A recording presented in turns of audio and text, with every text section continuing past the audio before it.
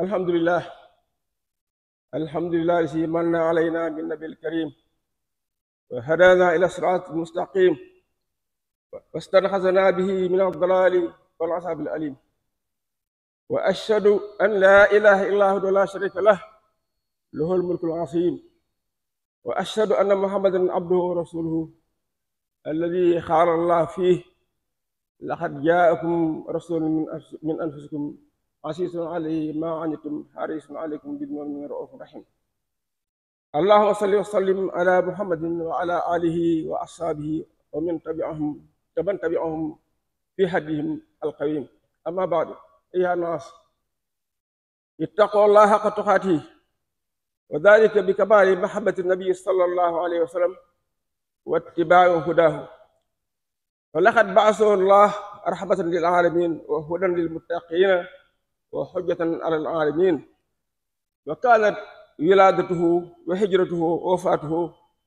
في هذا الشهر الكريم، شهر رمضان المبارك. فقد قال صلى الله عليه وسلم: ألا أخبركم بأول أمري؟ أنا دعوة أبي إبراهيم وبشارة عيسى ورؤيا أمي. دعوة إبراهيم إذ قال: ربنا وابعث فيهم رسولا منهم يتلو عليهم آياتك ويعلمهم الكتاب والحكمة ويزكيهم إنك أنت العزيز الحكيم. وبشارة عيسى بن مريم عليه السلام إذ يقول الله عنه: وإذ قال عيسى بن مريم يا بني إسرائيل إني رسول الله إليكم مصدقا لما بين يدي من التوراة ومبشرا برسول يأتي من بعدي اسمه أحمد. ورؤيا أمي رأت أمه آمنة بنت وهب رضي الله عنها كأنه خرج منها نور عظيم أضاءت به قصور الشام. وذلك تنبيه على عظيم منة الله به وقوم رسالاته والشمول نفعه للعالمين. قال تعالى: قد جاءكم من الله نور وكتاب مبين يهدي به الله من اتبع رضوانه سبل السلام ويخرج من الظلمات إلى النور بإذنه ويهديهم إلى صراط مستقيم. هذا النور العظيم الذي فاض على العالم برسالته أعظم من نور الشمس والقمر وأنفع للعباد من الحيث الكثير المنهمر. نور استنار منه المشارق والمغارب والأقطار. نور ملأ الله بالقلوب علما ويقينا وإيمانا. نور طهر الله به الأخلاق من جميع الرذائل واستكملت به جميع الفضائل. السلام عليكم ورحمة الله. bokki julli yi ñu ngi leen siyaar di leen ndokkeel ci bis bi gannaaw bi ñu sante yàlla julli ci yonent bi sallallahu alayhi wa sallam. ñi nga xam ne moo ñu terale yonent bu tedd bii nga xam ne moo ñu jubal nañu jubal ci siraat mustaqim yoonu jub ci moom it lañu si mën a xettalee ci ak réer. bokki julli yi ragal leen yàlla dëgg-dëgg ragal. dalika loolu ci matuk bëgg yonent bi sallallahu alayhi wa sallam ak topp ak jubam ak jubaleem. sunu boroom moo ko yónni mu yërmande pour mbindi fi yépp, muy jubal itam way ragal yàlla yi, waaye mu nekk lay pour mbindi fi yépp. yonent bi sallallahu alayhi wa sallam gane ak juddoom ak gàddaayam ak génn àddunaam yépp mi ngi xew ci weeru tedd bi di weeru gàmm. moo tax sallallahu alayhi wa sallam mu ne: ndax duma leen nettali sama njëlbeenu mbir? ñu ko akay. mu ne man maay ñaanu sama baay Ibrahima alayhi salaam, maay mbégum Isa, maay géntub sama yaay Amina. ñaanu Ibrahima dafa wax ci alxuraan ni sunu boroom nag ñu yónnee ab yonent boo xam ne nii dañuy jàngal sa aay yi ak sa kéemaan yi di ñu xamal sa téere bi di ñu xamal xam-xam xikma te itam mu di ñu sellal ndax yow nekkante la si làkki mbaa aji tedd ji aji xereñ mbégum Isa sunu boroom ñu ngi wax wa isxaala Isa bin Maryam bi o Isa bin Maryam Isa bin Maryam mooy wax ne yaa bani Israël yéen bani Israël man day maay yonent yàlla bi nga xam ne ci yéen lañ ma yónni ma yëpp dëggal nag li nga xam ne moom la andi sama kanam mu nekk ci téere bi ñu wax Tawreet waaye maa ngi leen di bëggal ci yonent boo xam ne nii dina ñëw sama gannaaw bu ñëwee bu muy tudd Ahmadu la tudd géntu yaayam radiyallahu anha Amina dafa gént leer bu màgg a mag génn ci moom xam ne dafa leeral saam gépp loolu lépp day wane màggu xéewal yàlla ci yonent bi sallallahu alayhi wasallam ak risaala bu mat bii ak njariñ ña nga xam ne làmb na àdduna bépp moo tax suñu borom tabaaraka wa taala ne dikkee na leen day ak leer bu jóge ci yàlla ak téere bu biir boo xam ne nii day jubal ñi nga xam ne topp nañ ngërëmal yàlla subula salaam yi ak yoon yu jub yi waaye da leen di génn ci lëndëm jëma leen ci leer ci ndigal yàlla waaye da leen di gindi itam teg leen ci yoonu siraatal mustaqim yoon wu jub leer bu màgg bii nag muy yonent bi sallallahu alayhi wasallam dafa daj àdduna bépp mooy yonent bi sallallahu alayhi wasallam leeram moo gën a màgg gën a rëy leeru jant bi ak weer wi njariñal yonent bi sallallahu alayhi wasallam ci jaam yi itam moo raw taw buy dotti ndax leer la boo xam ne nii penku ak sow ak gox yépp leer nañ yonent bi sallallahu alayhi wasallam leer la boo xam ne itam feesal na xoli jullit yi ci xam-xam ak kóolute ak gëm yàlla leer la boo xam ne nii ci la suñu boroom leerale ci la suñu boroom setale laabale jikko yi ci bépp bon leer la boo xam ne nii daj na ngëneelam daj na àdduna bépp alhamdulillahi rabbil alamin wasalaatu wasalaamu ala man wala alihi wa sahbihi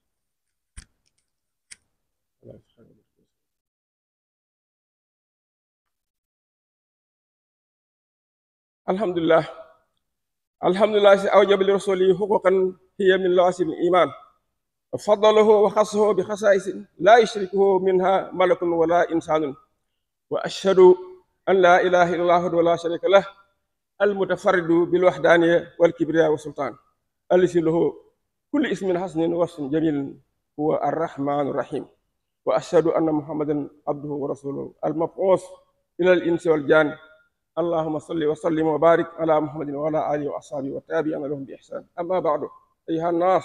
ittaqu allah ta'ala fa inna allaha kataba rahma al-kamila lil mu'minina wa qala azza wa jalla azza min qa'ilin wa rahmati wasi'at kulla shay'in fa sa'aktubuha lil ladzina yattaquna wa yu'tuna az-zakata wa ladzina hum bi ayatina yu'minun alladhina yattabi'una rasula an-nabiyya al-ummi alladhi yajidunahu maktuban indahum fi tawrati wal injil ya'muruhum bil ma'ruf wa yanhahum 'anil munkari wa yuhillu lahum at-tayyibat wa yuharrimu 'alayhim al-khaba'itha wa yada'u 'anhum israhum wal aghlal allati kanat 'alayhim فالذين آمنوا به وأسروه ونصروه واتبعوا النور الذي أنزل معه فأولئك هم المفلحون. فهذه الآيات الكريمة تضمنت ما يجب لهذا النبي الكريم من الحقوق التي لا يحصل ولا يتم الإيمان إلا بها، وحقه الأصيل أن نؤمن به ونعترف بصدقه وأن كل ما جاء به حق لا ريب فيه، ونقدم قوله وطاعته على طاعة كل أحد ونقتدي به في جميع حركاته وسكناته، وعلينا أن نوقره بالإجلال والإكرام والتوقير التام والاحترام، وأن يكون أحب إلينا من والدينا وأولادنا ونفوسنا والناس أجمعين. ومحبته صلى الله عليه وسلم واجب علينا جميعا، لأن محبة الله متعلق بمحبة الرسول. قال تعالى: قل إن كنتم تحبون الله فاتبعوني يحببكم الله ويغفر لكم ذنوبكم. يأتي إليه صلوات الله عليه وسلم عمر بن الخطاب رضي الله عنه فيقول يا رسول الله والله إنك أحب إلي من مالي ومن أهلي ومن ولدي إلا من نفسي. فقال صلى الله عليه وسلم لا يا عمر حتى أكون أحب إليك من نفسك. قال عمر فوالله يا رسول الله إنك أحب إلي حتى من نفسي الذي من بين جنبي. فقال الآن يا عمر. وعلينا أن نكثر من الصلاة والتسليم عليه في كل وقت وحين، وكثر الصلاة عليه توجب محبته صلى الله عليه وسلم. إذا خاطبناه فعلى وجه الإجلال والتكريم، وقد رفع الله ذكره فلا يذكر الله إلا ذكر معه الرسول، كما في الخطب والشهادتين اللتين هما أساس الإسلام، وفي الآذان الذي هو شعار الإسلام، وفي الصلاة التي هي عماد الدين، لما له من الحق الأكبر على الناس أجمعين، فكان حقه بعد حق الله أوكد الحقوق. bokk julli yi gannaaw bi ñu sante yàlla ñu ngi leen di digal di ci jiit sama bopp ragal yàlla, ndax yàlla kat bind na yërmandeem ci julli yépp, comme ni mu ko waxee ci alxuraan nee na yërmandeem làmm la lépp waaye nag ñi ma koy jox mooy ñi nga xam ne dañoo ragal yàlla di julli di joxe asaka, waaye ñi nga xam ne ñoo gëm sama aay yi ak ñi nga xam ne di ñuy topp yonent bi sallallahu alayhi wa sallam. yonent bi sallallahu alayhi wa sallam mi nga xam ne di leen digal lu baax di leen tere lu bon, di leen daganal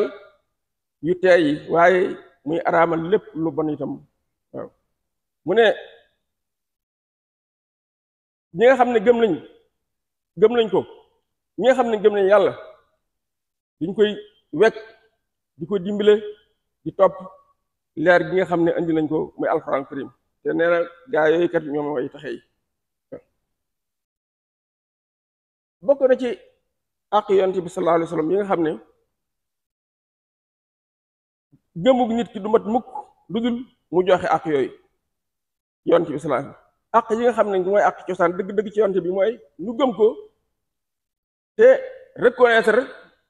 ko, maanaam dëggal ko, reconnaître ak dëggoom, dañu xam ne lépp loo xam ne nii andi na ko rek dëgg la, sikki sàkk amu ci. dañuy jiital suñu wax ak topp ko ci wax lépp wala topp kenn, ñu di ko roy ci ay yëngutoom ak ay dalam. war nañ koy wekk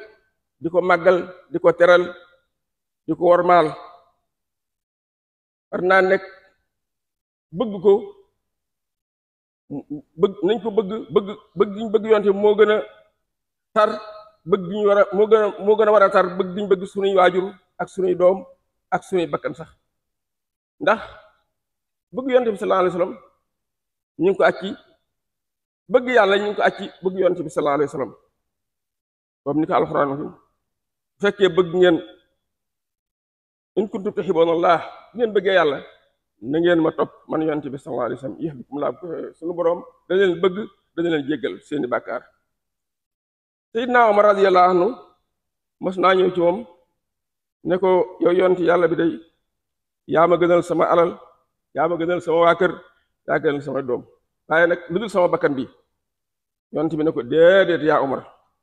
il faut atta akuna ahabbu ilayka min nafsika, ba gën maa bëgg sa bakkan bi. Omar daal ne ko wallahi ya rasulullah yaa ma gënal sama bakkan bii. yonent bi sallallahu alayhi wa sallam ne ko nag léegi nag yaa ngi door a matal dëgg gi gépp bëgg gi. kon war nañuy bari lu ñu julli ci yonent bi sallallahu alayhi wa sallam ci waxtu wu nekk, ndax bari lu ñu julli ci moom day waral cofeelam ñu sopp ko, day waral soppeem ñu sopp ko. yonent bi sallallahu alayhi wa sallam bu ñuy xutba duñ koy tudd ci xutba bi, kon war nañ koy màggal di ko teral. sunu boroom moo yëkkati ak tuddam, ndax duñ tudd yàlla lu rek ñu tudd yonent bi sallallahu alayhi wasallam, comme niñ koy tuddee ci xutba yi ak baati seere yi nga xam ne mooy fondement l'islam, ak ci noddu yi nga xam ne mooy symbole l'islam, ak ci julli yi nga xam ne mooy kennul diine. ndax yonent bi sallallahu alayhi wasallam saay ñaareel gi julli sopp nañ sunnaal nañ sax ñu julli ci moom yonent bi sallallahu alayhi wasallam man Allah alayna bi ma'rifati nabiyina wal qiyam bi haqqihi wal iqtidaa bihi fi kulli haal allahumma sabbitna bil qawli saabit ala sunnatihi fil haali wal ma'aal واحشرنا في سمرته وادخلنا في شفاعته وأوردنا حوضه العصر إنه جواد كريم واسع النوال والصلاة والسلام على محمد وعلى آله وصحابته وتابعين لهم بإحسان ما دام في القرآن ومن إلى الصلاة يرحمكم الله. الله أكبر أشهد أن لا إله إلا الله أشهد أن محمدا رسول الله حي على الصلاة حي على الفلاح قد قامت الصلاة الله أكبر الله أكبر لا إله إلا الله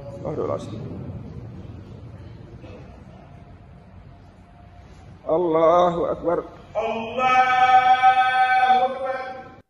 الحمد لله رب العالمين الرحمن الرحيم مالك يوم الدين إياك نعبد وإياك نستعين اهدنا الصراط المستقيم صراط الذين أنعمت عليهم غير المغضوب عليهم ولا الضالين هل أتاك حديث الخاشية وجوه يومئذ خاشعة عاملة ناصبة تصلى نارا حامية تسقى من عين آنية ليس لهم طعام إلا من ضريع لا يسمن ولا يغني من جوع وجوه يومئذ ناعمة تسعى راضية في جنة عالية لا تسمع فيها لاغية فيها عين جارية فيها سرر مرفوعة وأكواب موضوعة ونمارق مصفوفة وزراب مبثوثة أفلا ينظرون إلى الإبل كيف خلقت وإلى السماء كيف رفعت وإلى الجبال كيف نصبت وإلى الأرض كيف سطحت فذاكر إنما أنت مسيطر لست عليهم بمسيطر إلا من تولى وكفر فيعصب العذاب الأكبر إن إلينا إيابهم ثم إن علينا حسابهم. الله أكبر الله أكبر سمع الله لمن حمده ربنا ولك الحمد.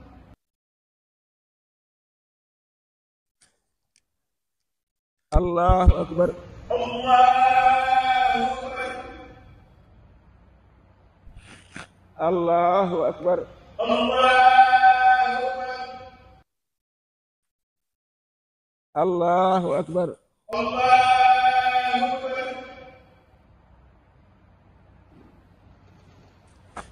الله الله أكبر أكبر الله أكبر. الحمد لله رب العالمين الرحمن الرحيم مالك يوم الدين إياك نعبد وإياك نستعين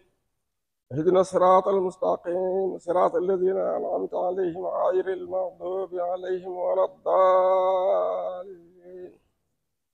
والضحى والإساء سجى ما ودك ربك وما خلاه وللآخرة خير لك من الأولى ولسوف يعطيك ربك فترضى ألم يجدك يتيما فآوى ووجدك ضالا فهدى ووجدك عائلا فأغنى فأما اليتيم فلا تقهر وأما السائل فلا تنهر وأما بنعمة ربك فحدث.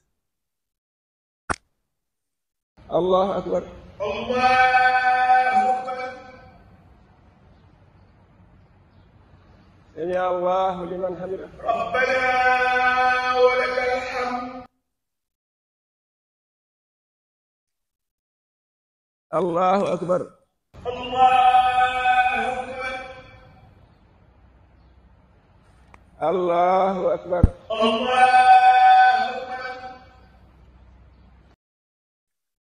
الله أكبر أكبر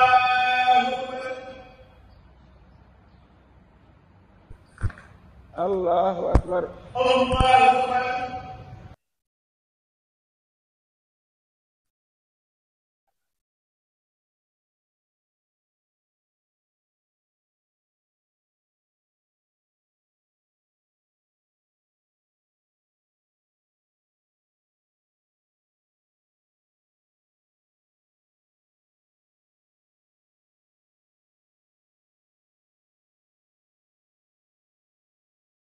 السلام عليكم السلام